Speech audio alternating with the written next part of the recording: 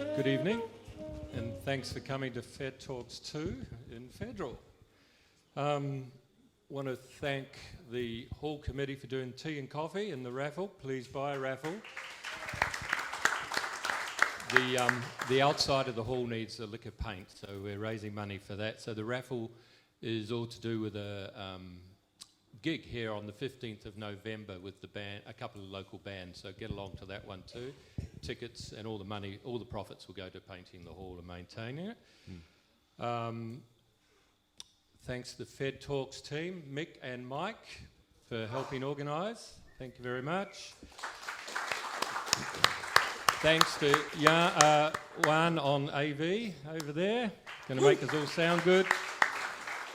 The next FedTalks is on Monday the 16th, and you can talk to me about what that topic might be later on. And of course, thanks to our people on the stage here, to Aidan, Kath and Nick for coming along and talking to us this evening. So thank you very much. Enjoy, and I'll speak to you at the end. Nick. Thank you. Okay, actually we need that. Thank you. There you go. Okay, good evening folks. How you doing? My name's Nick Jeans, many of you know me, and I'd like to just begin by acknowledging the traditional owners of this land and paying respect to the elders, past and present. Yeah. So welcome to the second in the series of FedTalks. Thanks to Alan and the team.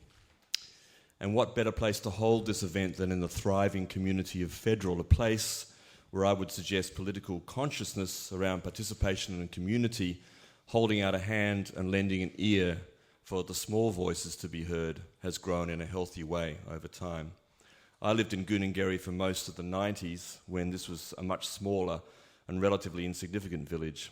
At that time, before the rise of social media, etc., I would suggest that not that long ago, it was the end of a long era where the political landscape was somewhat easier to understand and certainly slower than it is now. And arguably, we felt we had more of a voice than we have today, that perhaps our votes counted, that our pollies listened, their views not polluted by the agency of lobbyists, money or ideologues, that we still had an equitable and egalitarian society despite the violent and suppressed history of our occupation and the silent creep, one might say, of excessive nationalism and an arrogant patriotism. Of course, that's a generous picture to be sure, as there's always been a corruption of the political process. Nevertheless, things have gone from bad to worse quite quickly.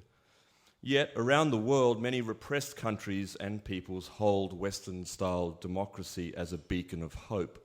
There is still, relatively speaking, a viable rule of law here, strong, but eroding elements of privacy and freedom, equality and respect, separation of church and state, and free speech, just, that are all too uncommon still in many other countries in the world. To those of us living in a country like Australia, we have grown up with many advantages born from these fundamentals of governance.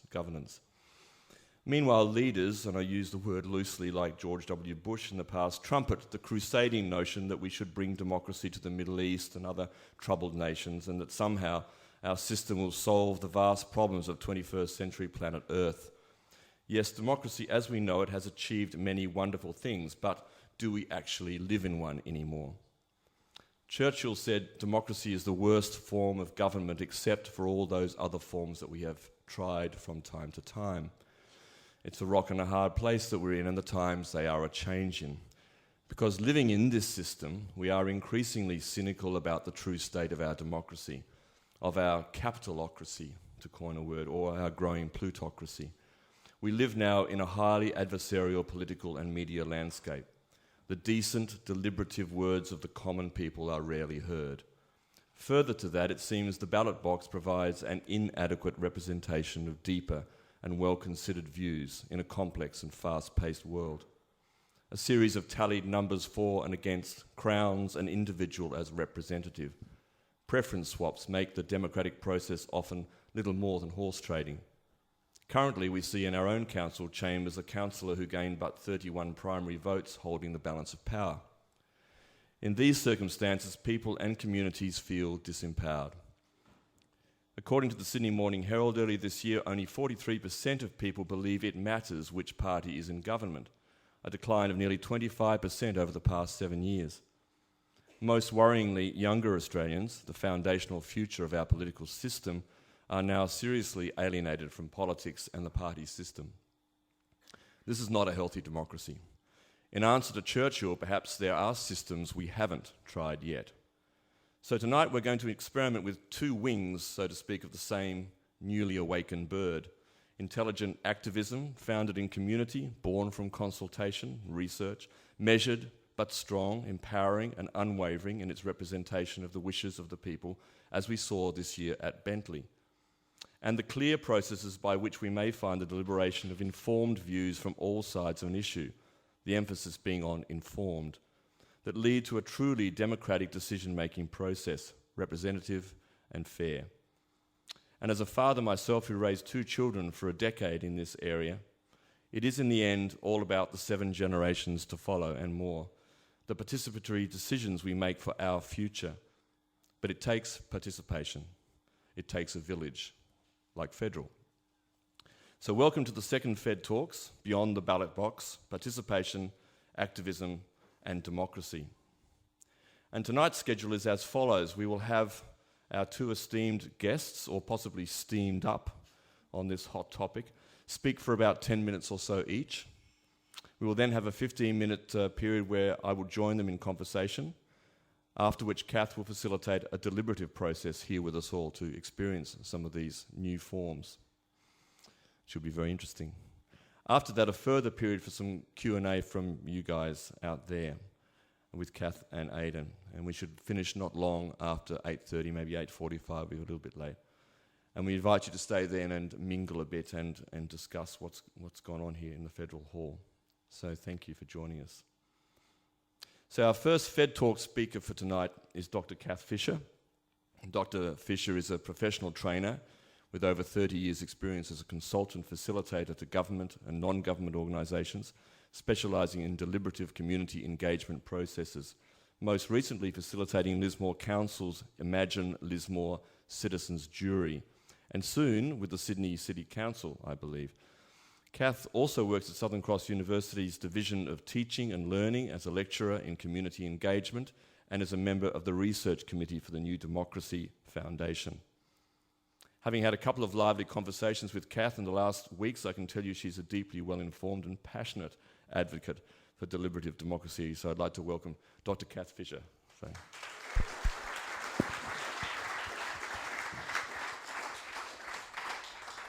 I'm coming down to the people.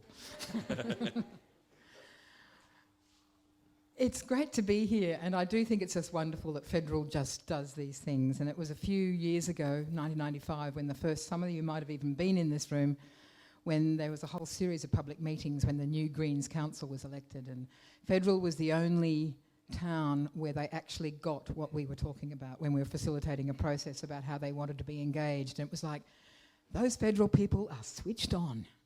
So it's great to be back in this beautiful little hall. So thanks very much for having me. So I think Nick's given us a pretty sobering foundation, and I'm sure he echoes all the feelings that most of us are having now about a certain amount of despair about the state of democracy and the state of politics in the country. And I guess what democratic theorists have been saying for a long time is that this is indicative of a democratic deficit. And a democratic deficit is when there's a lack of trust between the citizens and their elected representatives, when their concerns are about too much dominance of vested interests, and that dominance, in a way, affecting the legitimacy of the government and its mandate to rule, which is one of the key elements of a liberal democracy, is that it has that legitimacy. And corruption, as we thought. At least we've got ICAC in New South Wales. At least there's some way in which there's some monitoring of what's going on. But there is this problem of the deficit. And what we find is that really genuine engagement in decision-making and influence is seen by most citizens as well as politicians as the prerogative of elected representatives, technocratic experts and organised interests. that's where it belongs, because really the people themselves, the great public out there, are uninformed, they're uninterested, and they're unskilled. They don't know anything. So what's the point of engaging them if they do not have that? And it's interesting that I read something recently about Thomas Jefferson in his later years argued that because of this assumption from the decision makers about the public, that in a way that political system, by minimising what was expected of citizens, guaranteed the nature of their public behaviour. And in a way, if you don't give people appropriate opportunities to participate, it's like a muscle that doesn't get used, it becomes atrophied. And people don't get the opportunity to actually step up and really think about what is important for their communities and have that opportunity. And I guess that's why I'm really interested in talking about deliberative democracy, because as we know, when particularly local governments, but governments generally have to consult the public and we have to have a community consultation, they'll tend to use particular traditional forms, the dreaded public meeting, just people sitting like this, saying their piece as they go, opinion polls, focus groups, submissions, those sorts of things that end up being sort of snapshots of what people's opinions are at that moment without necessarily being well informed or having had a chance to actually talk about it. So as long as we're just getting snapshots, it's not necessarily going to be indicative, particularly snapshots from people who are more likely to be people who come to a public meeting. The people who speak are usually people who either have a strong axe to grind or a barrow to push or are more articulate. So you don't actually get what those ordinary citizens out there, and I've often asked people how many people have been to a public meeting and how many people have spoken at one. And not many people go and even fewer people speak. So in a way, they're not particularly representative of community views. So in a way, the deliberative democracy processes that I've been involved in, and predominantly I've been facilitating and designing citizens' juries for a number of years now on all sorts of different topics, which I'll talk about and give some examples of if I have time, possibly later in the conversation. But I just wanted to kind of, for those of you who aren't familiar with it, and I imagine in an informed group like this, you probably have come across it, but it really is a process that allows for more considered, non-adversarial opportunities for ordinary, what I call non-aligned members, so that they're not necessarily connected with any particular interest group or political party, to have a say in decision-making in some way. And so I just want to kind of go through the main features that you would see ideally in a deliberative process. Firstly, you need a clear policy issue for discussion. And it's usually a complex problem where there's a whole lot of different interests that need to be balanced. And so some of the examples might be the best ways to prepare for climate change, or where a highway should go, or how best to plan for sustainable tourism.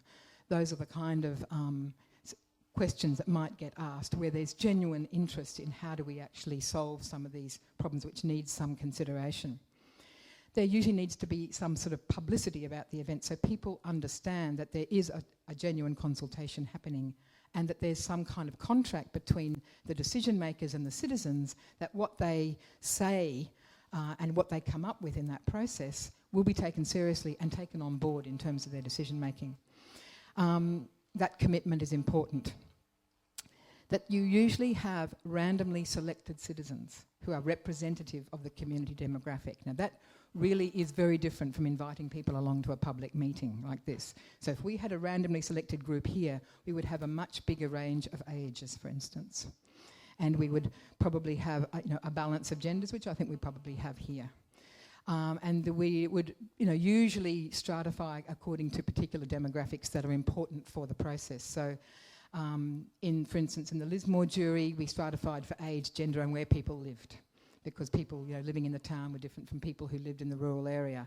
In the city of Sydney, I'm going to be doing a jury down there in November about climate adaptation planning, which is huge for Sydney.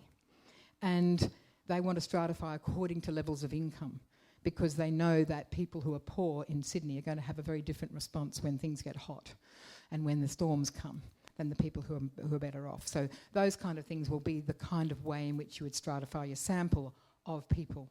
Difficulty often is actually getting those people in the room because they think, well, I've never done anything like this before and I don't know anything, and that's fine because the more open-minded people are, the better their deliberations usually.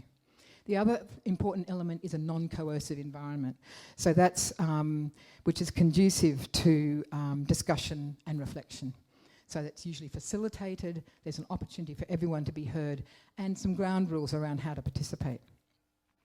That there's balanced information available with the opportunity to question and engage with experts, small group discussions where people listen, give their views with their reasons for those views, be prepared to change their views, weigh the pros and cons of the different elements of the decision.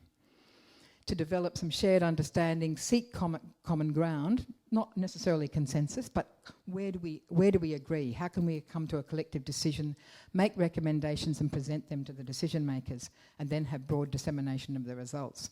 I think I'm probably getting close to my time, are they? I'll say a few more things. But in summary, basically a truly effective, thank you, a truly effective deliberative engagement must be authentic, representative, deliberative and influential. Because the first thing when people say they're going to be asked to be part of something like this is, will they listen? Is the decision already made? So if it does actually influence, that's what makes the difference.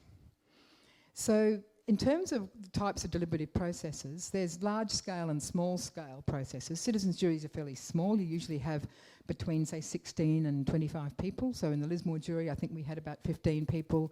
In Sydney, we're looking at 25, but it's usually of that number. So they're small numbers. It's still a representative sample, but obviously you're not going to capture every part of the demographic of a diverse community. And then you'll also have larger scale ones, and a deliberative poll's an interesting example, and that's where people are polled on an issue, usually where there's a kind of an answer like yes or no. Before they go into a deliberation for about 3 days, they then get to talk about it with experts, and then they're polled again to see what the difference is.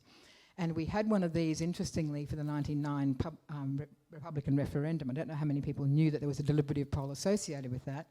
And when they went in, 57% were in favour of a republic, and when they came out, 73% were. So there was quite a big shift, 16% change of people who then were able to make a different decision through that process of deliberation.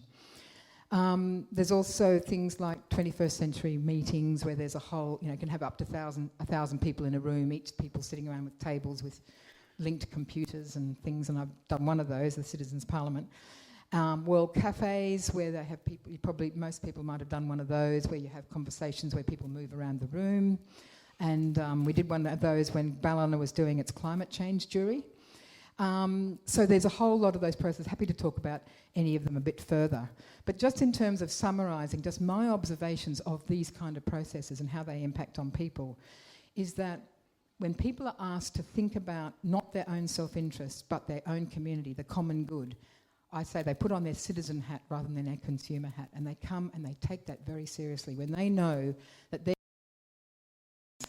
operating on behalf of the other. The same we do with the legal jury, that ordinary people are going to make sensible decisions, and they do make very balanced, sensible decisions. They're not usually, in a way the extremity of views can get a bit neutralised as people come to negotiate and listen. And they're very empowered by the fact that they've actually had this opportunity to participate. And I'll never forget a woman in her 70s who participated in one in Perth, which was actually about health. It was about biobanking, what we do with tissues after they've been taken for research. And she said to me at the end, she said, I think in my long life, this is the best thing I've ever done. And, she did it for free, and she had this opportunity to really influence what was happening in that public policy area, which they really did make them take notice of it. And that usually means, and often the decision makers are surprised and relieved, because a lot of them are very frightened of the community because of their bad experiences. Probably enough for me to stop there now, and we can talk a bit more about that later. But thank you so much for your attention.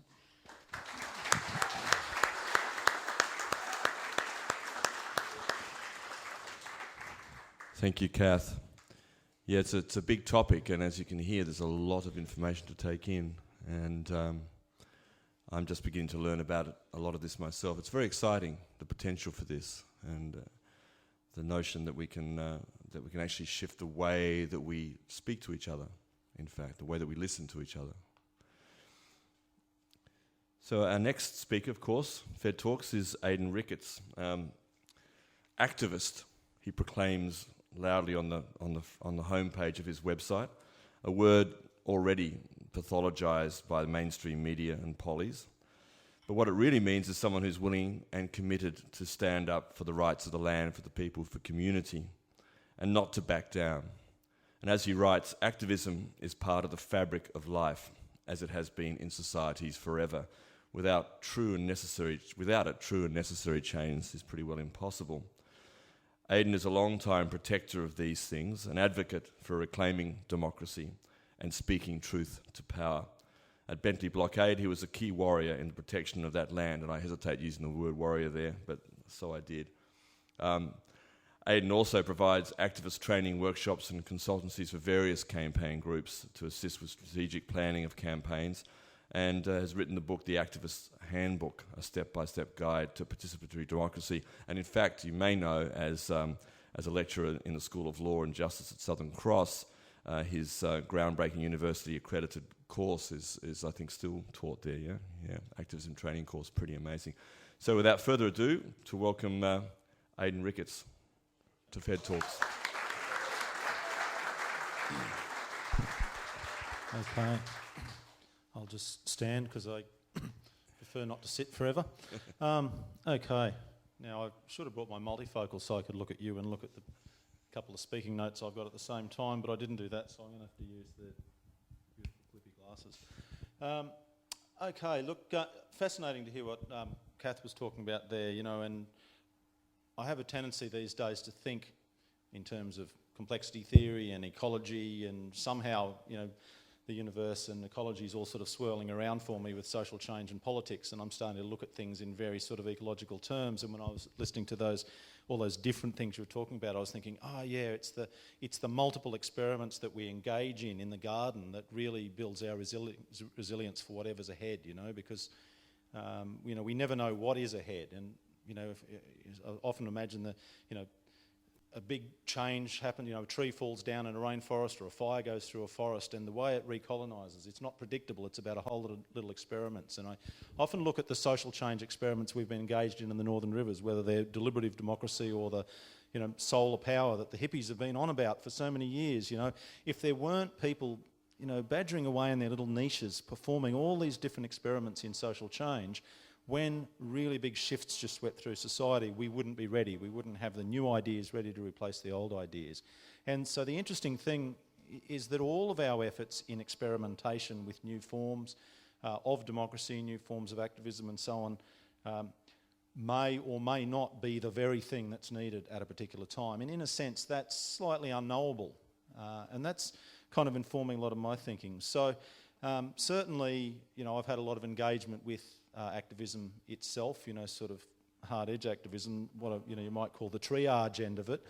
But I think that's sort of because that's a fascinating place where you see the forces, really come together. You see the way communities work. You see the way power holders respond and so on. There's so much to be learnt from those moments. And one of the things that's, fascinates me in studying, in beginning to look at social change from a kind of a much grander sort of complexity or ecological perspective is the idea that, change, you don't get 10% of the way towards your target, then 20% of the way towards your target, then 30% of the way towards your target, and you finally get there.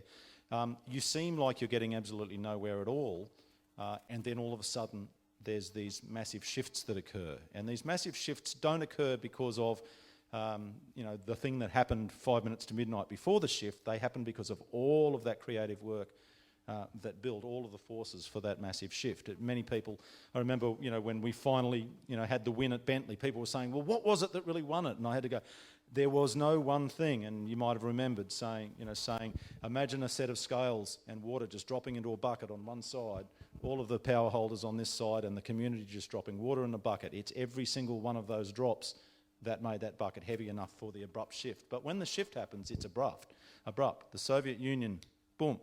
Medicinal cannabis, suddenly, boom, everybody agrees with it, Real change happens very, very abruptly. And we're heading, with climate change, we're heading into times of very high instability and chaos, which are the breeding grounds for abrupt shifts and abrupt change. And the way we build best towards abrupt change is with diverse, multiple experimentation in social forms, in forms of democracy and in activism.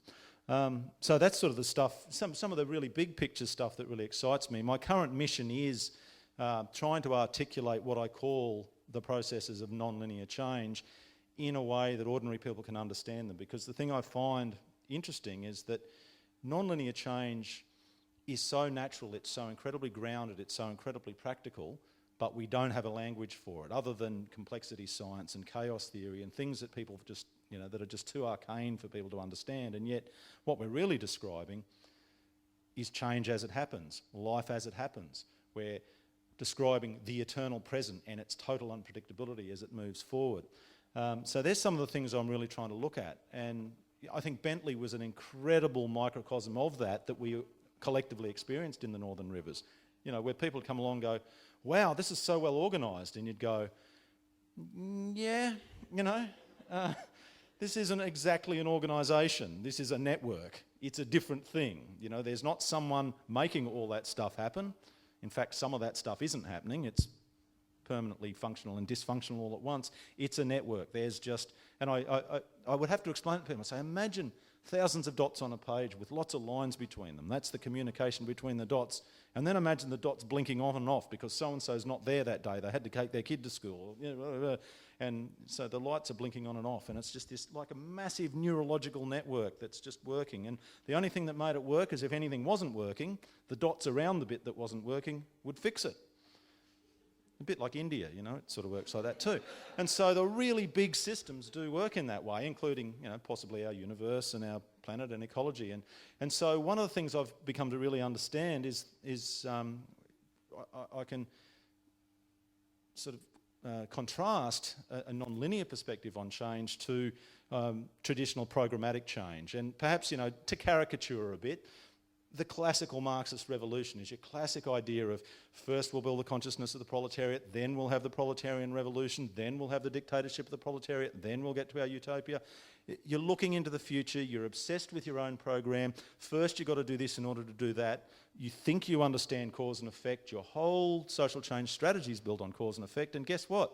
The peasants rebel, not the proletariat. Well, you get two great revolutions and a couple of Marxist states. Wow, gee, that was a bit of a surprise. How did that happen? So that's what I mean about non-linear change. So instead, what I'm trying to get ourselves around to, and I was explaining to Nick before, somehow this is messed up with meditating. This idea of no matter how bad it's getting, no matter that Tony Abbott's in, no matter that Murdoch runs the papers or that, ASIO's got the power to disappear us, and, no matter how bad it gets, the only thing you can ever do as an activist is accept things exactly as they are and work out what you can do resourcefully to bring about change. It's the only thing you can ever do. And I said to some people in Sydney, and I think they looked at me like I was a past life therapist or something. I said, you could have been born in 1650, you could have been born in 1880, you could have been born in, 1980, and find yourself in 2014, and it doesn't matter which epoch you landed in. The only thing you could do is accept the society as it was and then find out how to bring about useful change. So we're not really in control of the outcomes in the process. And one of the problems I think, now I'm not entirely against programmatic change. It does, the Labor Party and the unions trying to bring about slow change over time did a whole lot, although it works better in stable times.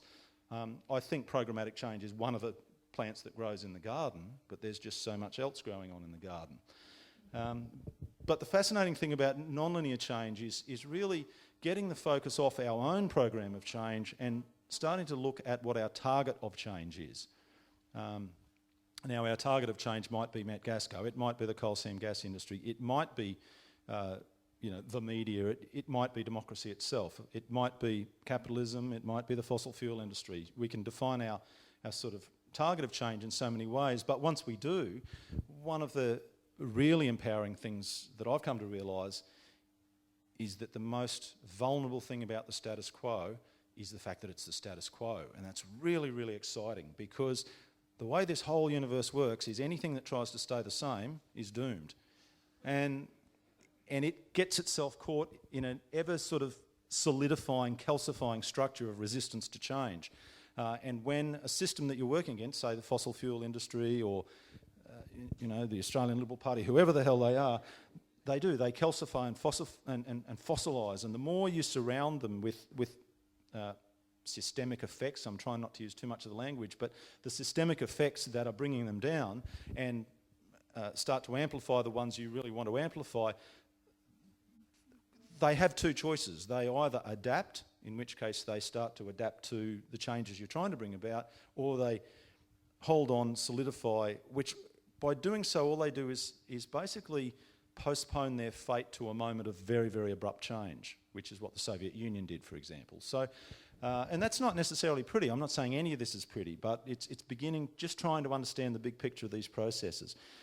So I think, a great example for me is like the fossil fuel industry and the way activists have really come in and gone divestment, Pacific Warriors, blockading coal, and they're coming out, and you can see them screaming. They're absolutely renewable energy, they're screaming because they're experiencing the onslaught of non-linear change activists. It's coming from them from everywhere, and they're not sure who's running it. Who's running the global climate change movement? Who's running the global anti-fossil fuel movement? No, and they can't find it because it isn't there. I mean, there's people doing all sorts of things, and there's incredible networks, as we know. And social media I don't believe social media, the internet, created our great emancipation, but I think what it did do was mirror the way human social movements have networked effectively over time. It's mirrored it and given us, enhanced our capacity for that, which has been great.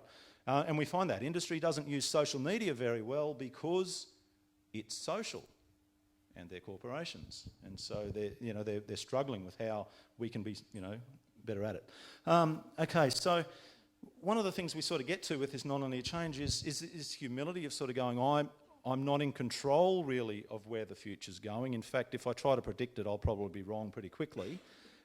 So all I can do is take stock in a really empiric, really grounded in the present way, take stock of the current situation, work out what are the forces that are working towards the kind of change that I or we want to bring about, and give them a nudge, help those ones.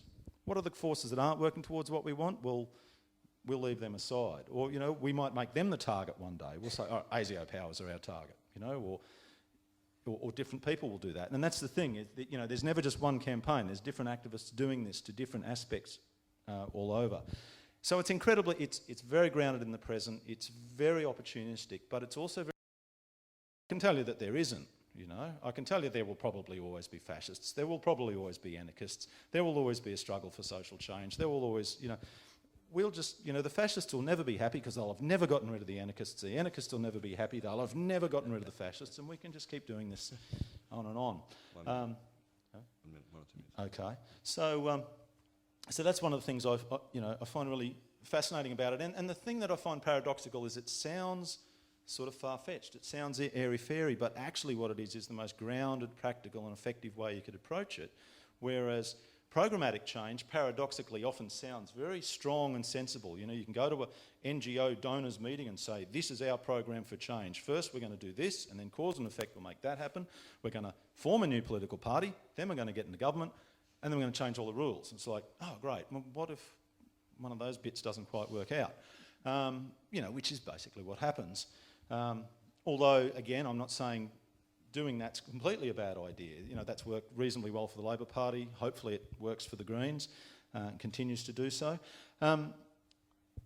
But programmatic change sounds sensible merely because it makes these assumptions about cause and effect in the future, and non-linear change sounds so sort of airy-fairy. But if we can really develop our language around it, start to realise we've got no real choice but to live in this forest, in this ecology, in this universe, in this society at this time, then we do get back to, well, okay, what are all the useful ways in which we can nudge it? So that's the kind of stuff I'm really interested in. And the idea of activism that I really love coming back to, that I'll finish with, and I know I mentioned it a lot at Bentley, is that idea of us as activists, as social change agents, as aware change agents, that we are somehow the immune system of the human culture and the human consciousness, that explains why the problems always seem to be so dark, why it's perpetually 1 minute to midnight, why we're only being called upon when the body's almost dead from this raging infection and we have to go in and sort it out.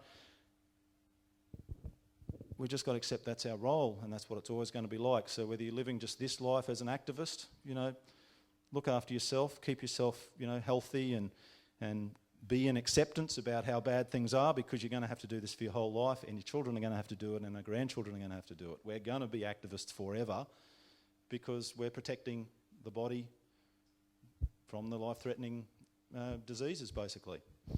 Okay, that'll do.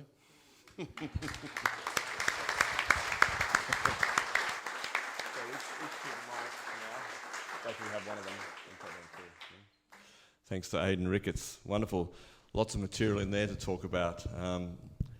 I love the idea that Bentley was not an organisation, more an organism, which was certainly the experience being out there. You didn't really know how things were happening exactly, but they seemed to be happening very well most of the time. Although you occasionally did see the sort of radical and rampant something going on somewhere in the field, that didn't quite fit, but of course it did fit, because that's how it works, as you're saying. The theme of tonight is about bringing it back down a little bit about democracy. How can we create a different kind of democracy? And I just want to bring back to the original question, or one of the original questions on the posters, which asked, why can't our political system be less adversarial and more deliberative?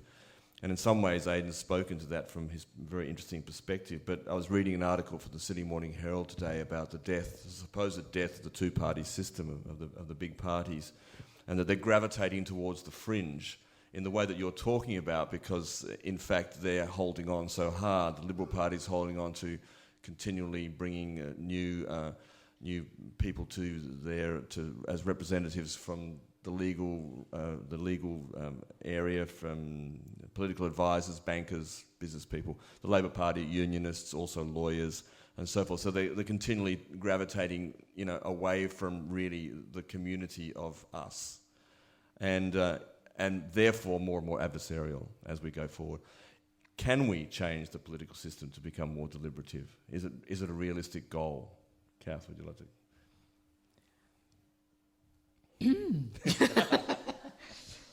It's really interesting, because when you were saying then it's perpetually 1 minute to midnight, and I do have this sense of, and I was thinking about it today when I was preparing for this and saying, I'm going to go and say that there's all these great ways in which we can actually listen to each other and come up with sensible ideas and be, dynamic and deliberative, but it's not going to make any difference to the bastards.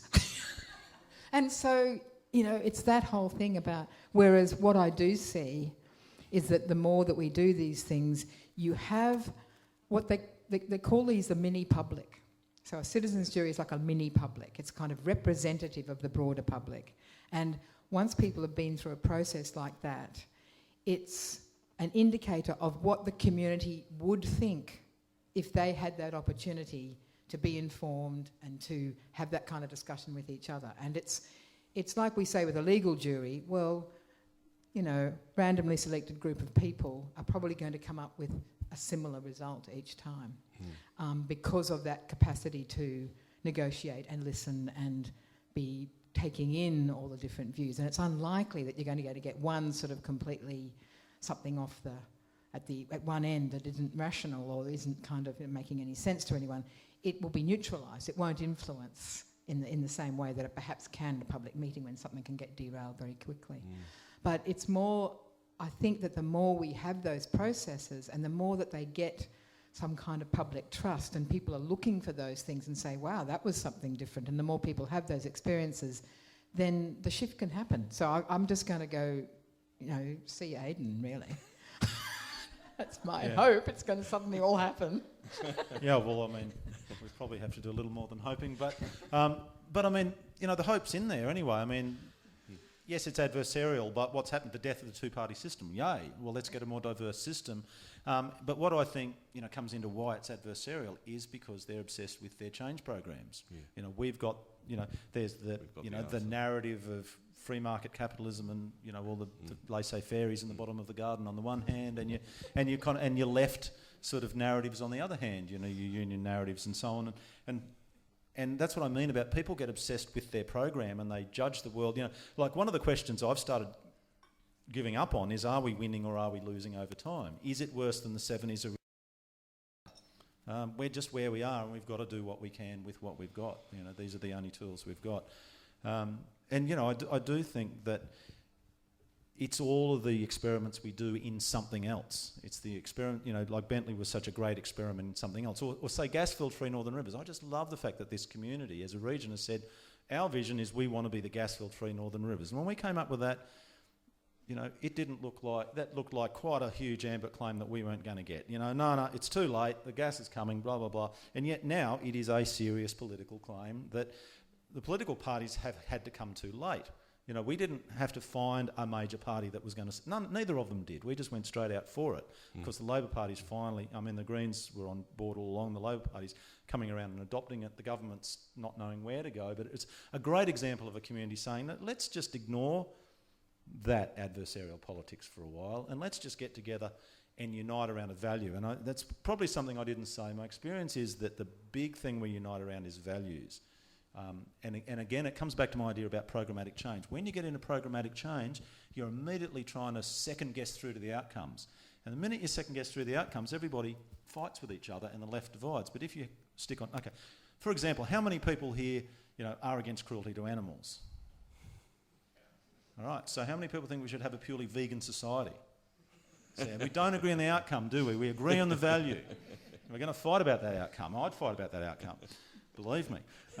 And that's what I mean. And the trouble with, you know, when we get caught in the outcomes, we all disagree because we all want a different outcome. But if we can stick with our values as a community, and I think that's probably something that comes out in the work you do, we find the unity first and you move out from there, you know. Do you want to live in a gas field? No. All right, well, we're on the same team now. Let's move forward. Yeah. It's very good. I like it. I like it. You talk, Aidan, about the corporatisation of democracy, which now occurs to me is almost passé in your own thinking, perhaps.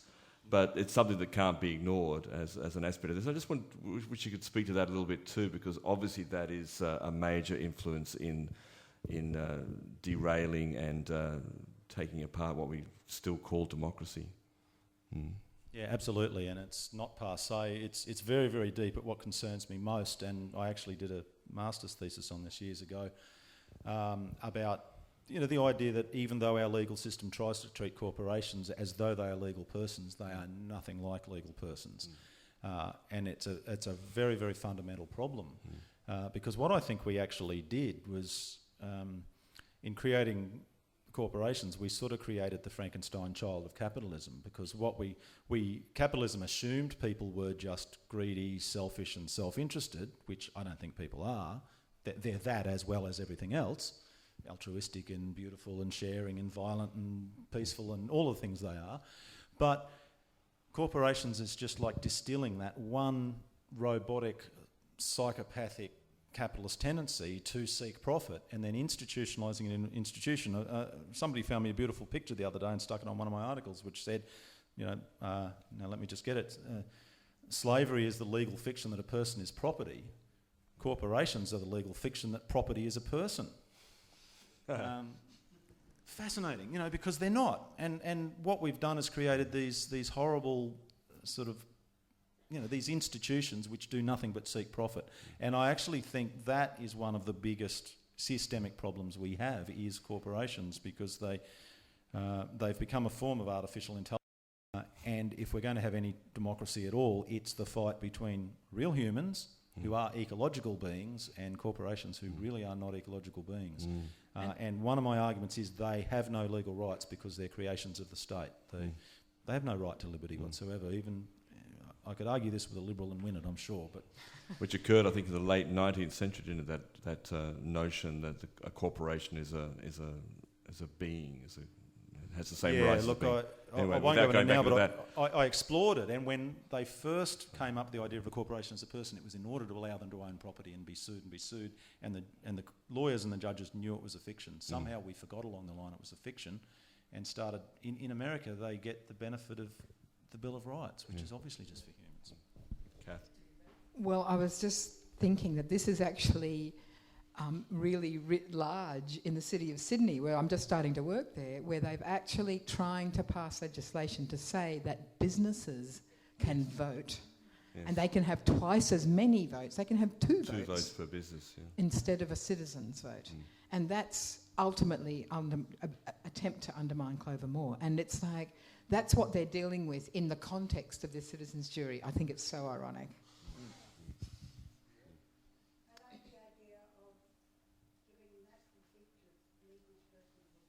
Natural features, trees. You'll have to come Rocks. on Thursday to Byron. There's many things we could talk about. We've got a few more minutes before we go into a bit of an experience of the process.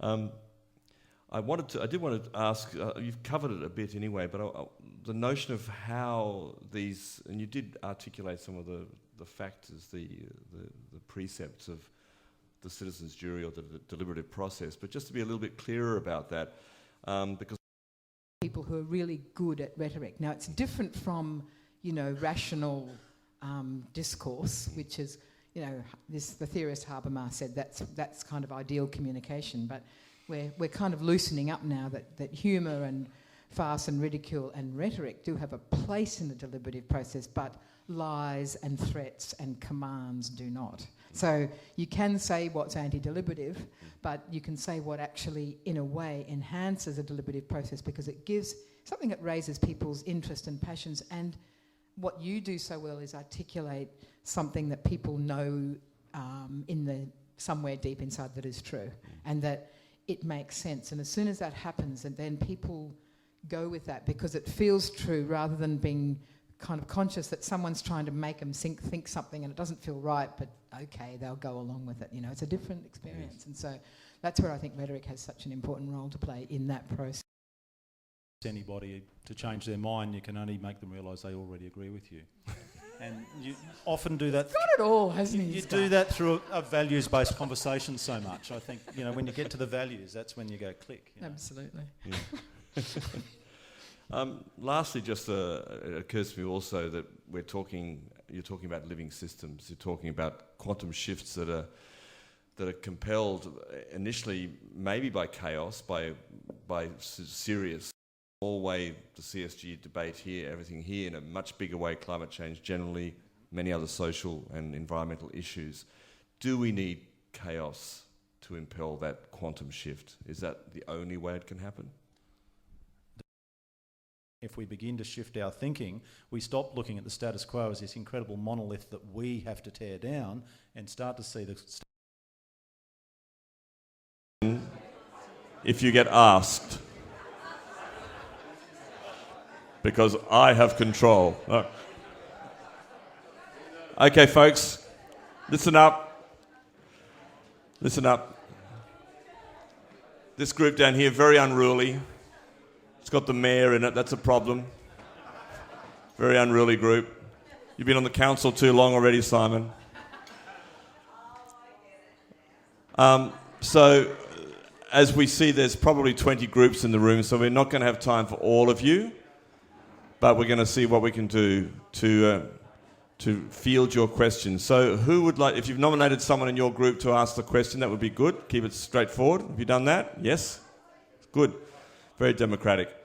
So who would like to begin? Who has got a burning question? Okay, Mr. Berg.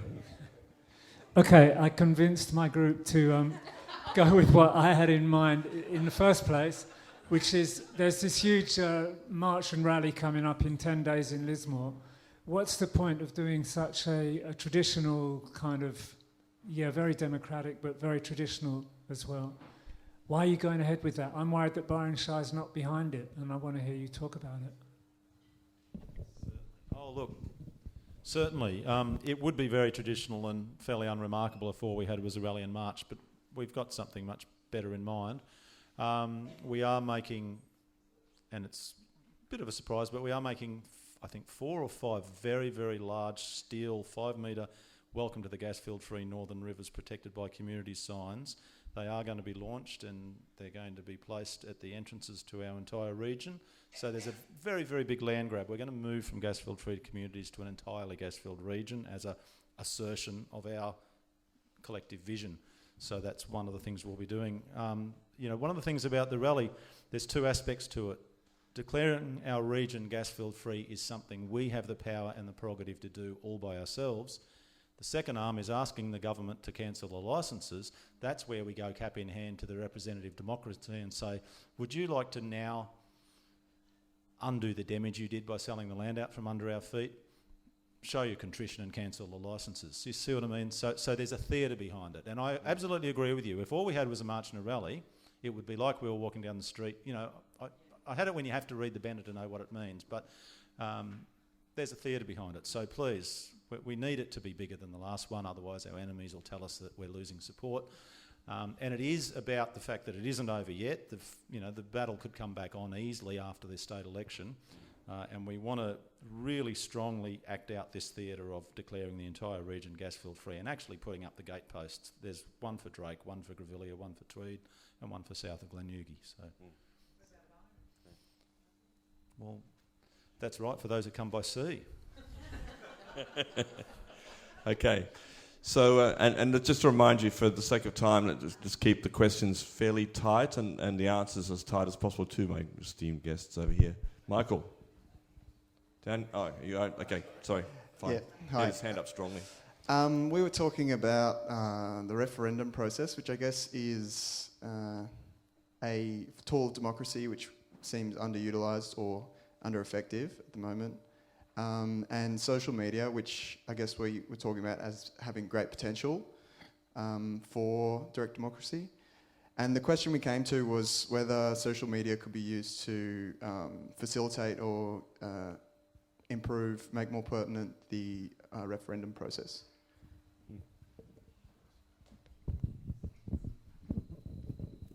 Great question. And it's really interesting how the referendum, and I suppose most people are aware that Switzerland has, heaps of referendums all the time. And I wonder how much information that's fed by. So where do people get the information to be able to make a choice that they must do? And do they get tired of having to vote every time the government wants to make a decision? But, obviously people hold that up as a great direct democracy. And that's really, a direct democracy is when people basically have their say. And it depends to me on, I'm kind of getting around to your question, but it's just keep in mind that people really love the idea of a referendum because it's yes or no, but so much around complexity is not a yes or no because there's so much that you're having to balance, and it could be yes for me and in this situation and no in another. And there's the nuance is lost because of that duality. And so the referendum, even though it's kind of attractive because you get to have a direct say, I think it's limited in its use. But in terms of social media, and I'm going to probably take a more broad approach to that, is saying, to what extent can social media be part of the information sharing and deliberative process? And I guess it can have a role, certainly in information. I mean, I'm finding now that because the news is so compromised, I actually find that Facebook is a better source of information that's more kind of diverse. And so potentially diversity of information, it can be one source of that, and for people to be able to deliberate. But I think that without moderation, and you do need a facilitator in a deliberative process like this, like we had to say to you, okay, this is what you're going to do now, and we bring you back. And there's someone kind of holding the process. And that's pretty hard to do because social media is pretty anarchic, and obviously Aidan would just think that's fabulous. But for me, I think when people do discuss, and what we find is that when we have a citizens' jury or something, we need to have people who facilitate at the tables, and they're not the citizens, they're people who've been trained to facilitate, to get the most out of people, because you will inevitably have people who don't feel confident when there's somebody dominating the conversation, for instance, and they don't get to hear everyone's opinions equally. So you're trying to equalise and in a way neutralise, and you need to kind of have agreements about that. If you just let people go and just have their discussions without a process of saying we need to actually have some values around this and some guidelines about how we're going to communicate, because we can be pretty off the air if we just kind of go, raving on, and you see what happens when people get passionate about something. There's not, rationality can often go out the door. So that would be I know it sounds kind of conservative, but I think that social media has a place with information. I mean, Gas for Free Northern Rivers wouldn't be nearly as effective as it is if we didn't have a Facebook page. And so, to me, that's a really important use of social media. As for information sharing with referendums, jury's out on that one for me. Good. Yes, let's go to the back of the room to be fair now. Somewhere at the back there, take your pick, Al. Yes, it's a question for you, Kath, really. With regards to citizen juries, how do you get the powers that be, the politicians or whoever, to accept that this is a valid form of making decisions on things that matter, rather than stuff they don't care about, It seems to be a bit of a problem. That's a great question. And it's really interesting to me because usually what I need to do when I'm doing a process, it's usually it's the people in the council staff who want that, because they're the ones who have to organise the community consultation. So they all, when you go and talk to them, they just see it straight away and say, great. There's some people that you have to convince, like you might need to convince the general manager.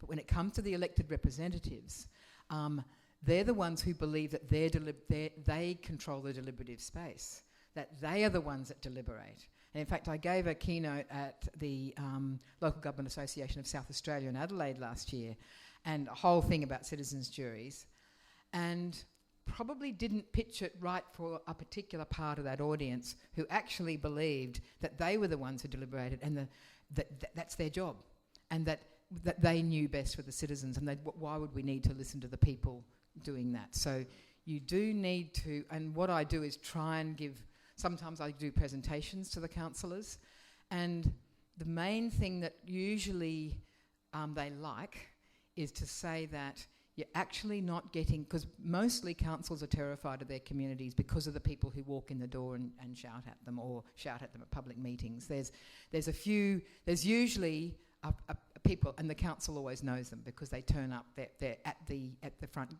front door or on the website or whatever, making their presence felt. And they're the ones that they can't negotiate with. They just got their thing that they say. And what we say is, well, we actually do a randomly selected sample of people who've never come to a consultation before, who don't have any agendas, who are going to be representative of the typical citizen. They feel like they're just having to deal with this. They just feel relieved, and it convinces them then that process is worthwhile. Interestingly, they don't necessarily turn around and do more of them, and that's something that puzzles me. So they kind of think, oh, that was a great thing to do, and somehow institutionalising it is the hard thing. Now, I won't go on about that now, but if anyone asks a question about that, I'm happy to answer it. But there is an issue. That was smart, wasn't it? Ask me a question. Because I'm just conscious of Nick wanting to get around the room. Well, but thank you, great question. We just need to get around a bit more. But we will be mingling afterwards for those who want to stay around, so I don't know if these guys are hanging around a bit longer afterwards when we do finish, but you may have an opportunity to ask your particular question that way. Let's go to someone else up the back there. Yeah. It's probably a question more for Aidan. We were talking about the calcification of the status quo and how you were saying it can become more totalitarian. And we were wondering on kind of front, they've trusted me to ask a question here, so I'm framing it up. It's about, can we expect an escalation in that sort of more totalitarian behaviour, both from the media in the messages that they try and put across and the way they try and put it across, and from the government? And sort of assertions like, coal is good for humanity, and, approving all kinds of things that are just would seem crazy. It's sort of like an hysterical response of asserting their power. And if so, I wonder where are we in that pattern? Like, how far would it get in a democracy before it will collapse? Okay. Yes, very good question. And it being the future, I don't necessarily know the answer, but certainly what I'm sure of is that we're living in early onset fascism, and it is problematic, and we do seem to be heading that way. And part of that early onset fascism is, the panic of power holders about, the pace of change and the changes around them, and particularly, climate change is such a massive driver. It is just such a massive driver of change, mostly for the better, we've got to say. You know, it's bringing capitalism face to face with its underlying algorithm of growth, which contradicts basic physics. But you know, but that's a really big sort of, you know, that's a really big wall to be heading for, and so you're seeing this incredible calcification against finding that, and so part of that is that thing. I don't really know. Like I'm concerned about the early onset fascism. It's on its way to becoming slippery slope fascism with George Brandis and friends, and we're seeing it, you know, all over the place. You know, you can only say that what it will do is reach its own excess where it will bring itself down, which is what that kind of calcification leads to, but there's no telling quite how painful that process would be. You know, and that's the thing. That's the problem with it. I mean, none of this stuff's easy. You know, looking at the present exactly as it is, looking at the forces that you can nudge to bring about change, and the other forces that you don't want to nudge. You know, none of it's easy, but it's always opportunistic, which is, you know, the best we can do as we keep moving forward. But it's certainly a scary picture what we're looking at in Australia, and not having a Bill of Rights, we don't have a lot of, you know, cushioning against slippery slope fascism. Slippery slope fascism. Where are you, Alan? With the mic. Okay, we'll travel down to the front here again. Yeah, okay. Please go on. Thank you. It's a fairly simple question. Would participatory democracy in Australia be healthier if we didn't have compulsory voting? A good example, like, for example, the recent Scottish referendum and what's been happening in the UK with UKIP. I mean, isn't that sort of inspiring politicians and people to be a bit more? Don't really know the answer to that, except that I tend to think that compulsory voting tends to encourage people to at least feel that they need to engage and participate to some level. You know, the flip side of that is people might go there resentfully engaging and do stupid things, which they do. It's hard to say. I mean, but when you're talking about participatory democracy, I like to sort of see representative democracy as being one layer of our democracy, our 3-minute festival of democracy in the voting booth. Then participatory democracy is that whole picture of all of those things we do to pressure that representative democracy, and when that doesn't work, we get to the third and final layer of democracy, which is civil disobedience and non-violent direct action, which is democracy. That's how we got it in the first place. That's how the suffragettes get their vote. That's how, you know, Gandhi pursued independence for India. So, you know, our democracy runs at those three levels. Our representative democracy is a very important part of that. If voting wasn't compulsory, I'd certainly urge people to do it and to think about doing it. I wouldn't like to fall back to the situation where only those with mortgages and share portfolios vote, which is what does tend to happen if you don't encourage it somehow. Yep. Yeah, I tend to agree. I think compulsory voting, I think we're lucky to have it, actually. There's not many countries in the world that do. I think it's only about 2. And so I think it's people accept it. And really interesting, back to South Australia, one of the things I found out that in local government in South Australia, there's no compulsory voting. It's the only state in Australia that doesn't have compulsory voting for local government. I found that really interesting, and it said something about the audience for me. It made me feel differently about those elected representatives. Down the front here, Michael. Thanks. About 3 months ago, I began to watch the propaganda machine working in terms of trying to talk up the price of gas in Australia and blame the anti-fracking movement for the rise in gas prices. And what I realised was I was watching the propaganda machine at work as the sort of centrepiece of the status quo, if you like. In other words, the money is where the power is, which is where the gas and the oil, and in other words, business as usual is really the core of the status quo. So to change that, do we have to hold up a vision of a sustainable, stable state economy that comes after capitalism as part of the vision of the future, or do we just have to go on battering against everything that's wrong with the status quo and hope that we can win by kind of attrition and common sense? In other words, what seems to be lacking is life after capitalism, and no one seems to really have a vision for it. Do you think that's an important part of what we should be promulgating? It's a bat. That was auspicious. Yeah. Bat. Yeah, look, the issue of befores and afters concern me to some extent, because I tend to think we need to be very, very much grounded in the eternal present and the immediate sort of predictable future. But it's also important what you're saying. How I kind of respond to that is it's through, and it's where I started, it's through our experimentation with different forms that we create those forms which can replace things. So it's like, again, that idea of, you know, the forest fire or the tree that falls in the rainforest. We don't really know what ecological community is going to recolonise that space, but what's important is that there's genetic diversity there in the background so that that space can be recolonised. And that's what I sort of think, you know, experimental forms of capitalism, non-growth capitalism, you know, all sorts of, you know, cooperatives, all sorts of other forms, you know. It's like I was using the example of, you know, luckily hippies were experimenting with solar power because now we really need it. We don't know which of our experiments, you know, and that's what I was saying in relation to, you know, we don't know which of our experiments are going to be the one that'll colonise that void when it comes, which is why we just have to engage in all of the experiments we engage in, which is a nice unifying thing for the left too, because when we get away from programmatic change, we can stop having our sort of Trotskyist, Stalinist kind of killing each other and all that sort of stuff. And, oh yeah, you're all engaged in a slightly different experiment to me, you know, which is great.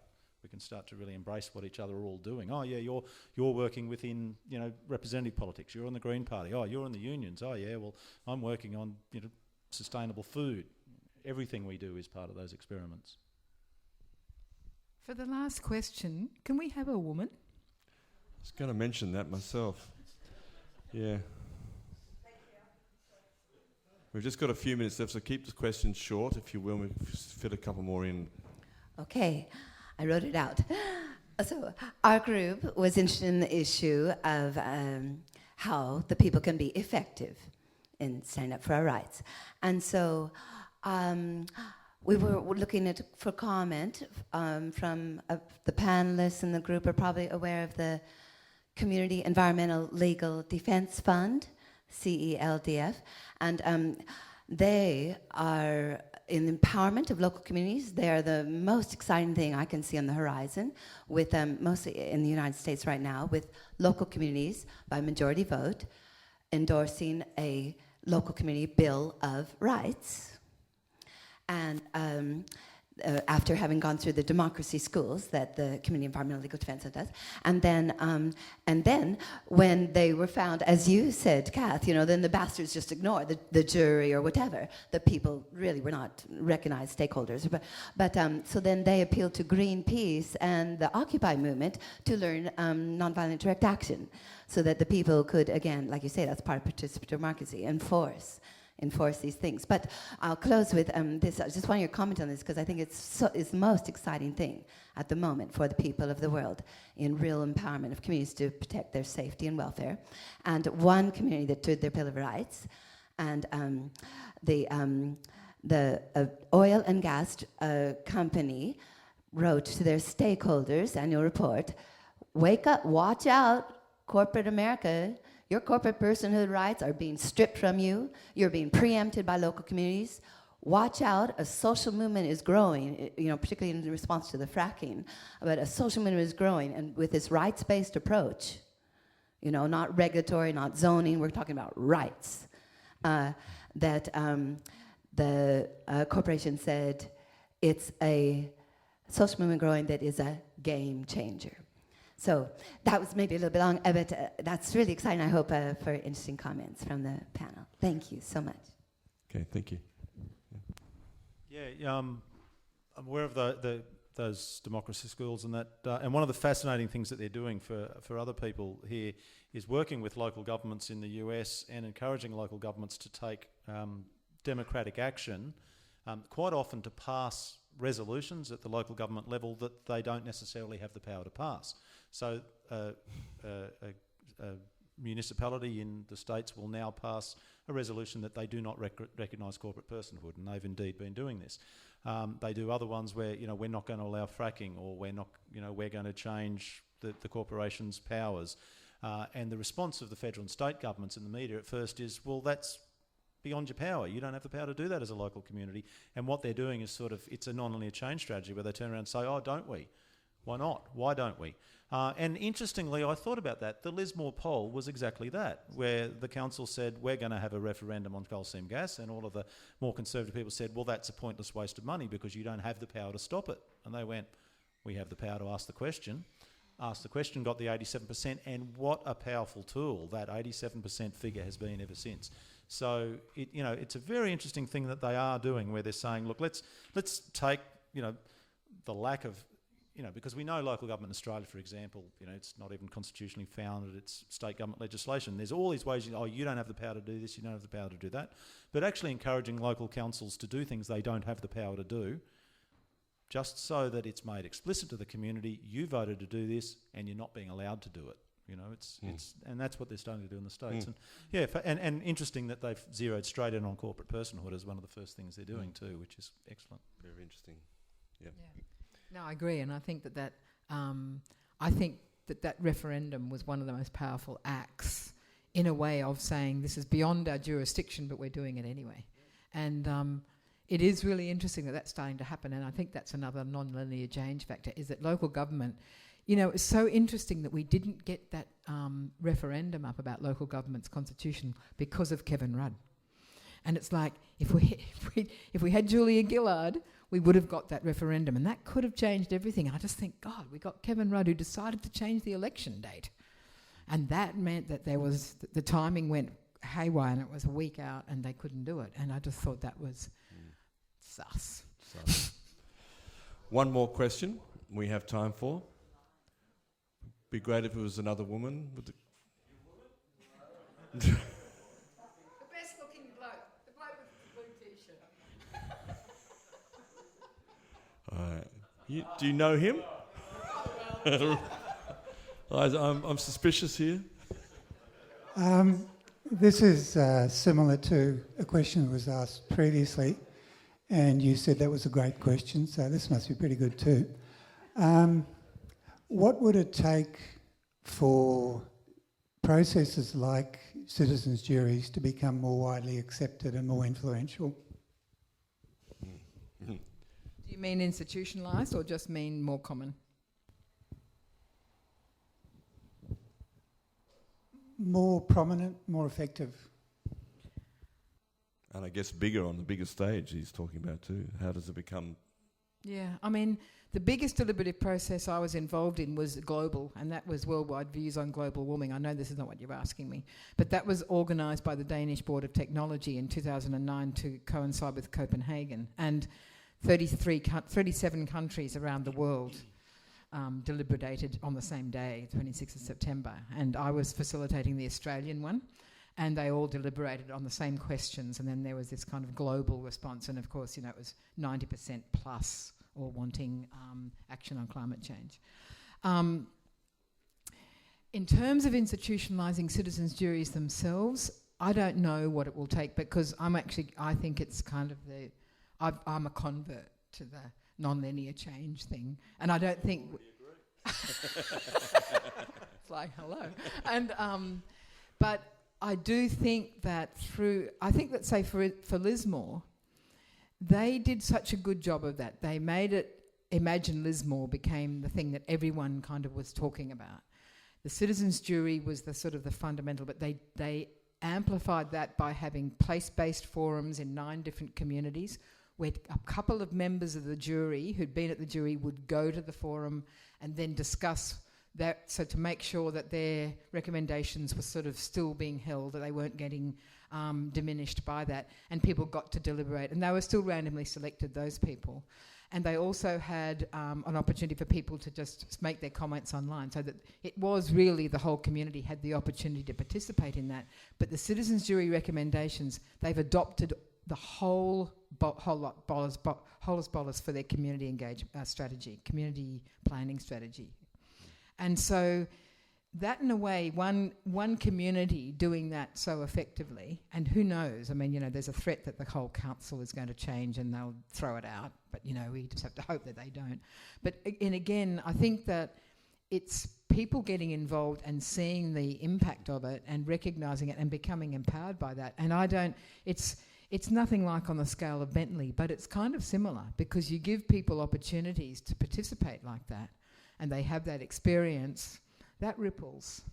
And so, you know, I think that, and it's always amazing to see that level of empowerment of people who didn't think. And there was a container deposit legislation in citizens' jury that I wasn't involved in, but I knew the person who facilitated it. And that was back in 2001, and they tried to get CDL, a citizens' jury on CDL, and the beverage industry, which is one of the most powerful industries, was on board and then withdrew at the last minute as a strategic act. And so it really didn't have the legitimacy that all parties were at the table. But a woman who was on that jury just said, "I'd never thought that I'd be doing anything like this." And the facilitator said to her, joking, he said, "You could stand for mayor." And she said, "I think I might." And it was just that level of understanding, like, gosh, I mean, I can actually participate. So it's, I mean, I think it is the osmosis, the organistic, you know, all that kind of stuff. So that's probably not a question about institutionalising, but that's something I don't really have an answer for. Wonderful, thank you. I think we've run out of time. Thanks so much. I know we could do a lot more, but we've kept the schedule quite well. And before I say good night and thank our guests and hand it over to Alan for the last little piece here, I have this old poem here from the 17th century, I think it is. You've probably heard it before. And I didn't know whether to read it or not, but talking about the question about the legal challenges to the corporations in America, it's kind of appropriate. The law locks up the man or woman who steals the goose off the common, but leaves the greater villain loose who steals the common from the goose. The law demands that we atone when we take things we do not own, but leaves the lords and ladies fine who takes things that are yours and mine. The poor and wretched don't escape if they conspire the law to break. This must be so, but they endure those who conspire to make the law. The law locks up the man or woman who steals the goose from off the common, and geese will still a common lack till they go and steal it back.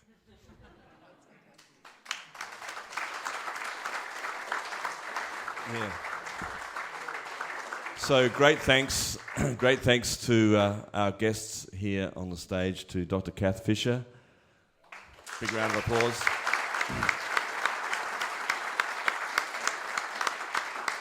And to Aidan Ricketts. Thanks so much.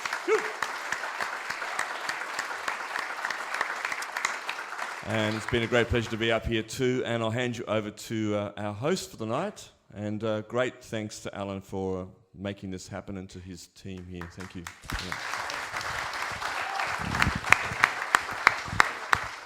Yeah. And thanks to Nick for intelligently.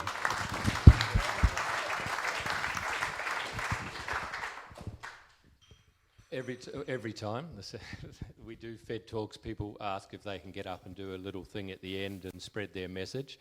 The list is getting long. We say no, but we do promise to let you know that they're in the room and you can go and chat to them afterwards. Okay, so here's the list for tonight. Is Nico here, by the way? Yeah, Nico. If you want to talk, find out what's happening down at Laird Forest and catch up to date with that action, you're going to be at the back of the room or at the front of the room. Do you want to just stand up and so people know who you are? Nico's been down there doing a lot of work. Jul's here. There's lots of people here that are going to can talk to you about the march on the 1st of November. Jill Keogh's here. She can fill you in. And if you're local, she's looking for people to help letterbox drop the neighbourhood over the next week or two. So this part of Byron, because we're close to Lismore, is going to be there. Lots of you are asking questions about what could we do to change it now, and and those thoughts. I heard lots of that. There's a guy here, Peter, from an organisation called Intelligent Democracy, and you can see him about how you can make it change tomorrow. Okay, he'll be here. Couple of you can sign up to the federal FedTalks email list and find out about our next topics. You just sign up at the back there for that. There will be an audio of tonight up on our website eventually. Federal Park Party. big event for Federal next Saturday. This Saturday coming in the park here. Always good all afternoon, lots of fun, and the dog show. And Federal Exchange is, you can find information about this at the back of the room too. That's a swap thing that goes on in the park on the last Saturday, is it? Last Saturday of every season. And the next one coming up is on the 29th of November, and you can see Melinda about that at the back. That's bring your produce, your extra produce from your place and swap it. Don't bring money, just swap. Melinda will be at the back about that. Yeah, you can swap your politicians. Who said that? I think I've covered everyone that came to me tonight. Thank you very much. Enjoy the chat afterwards. Thank you.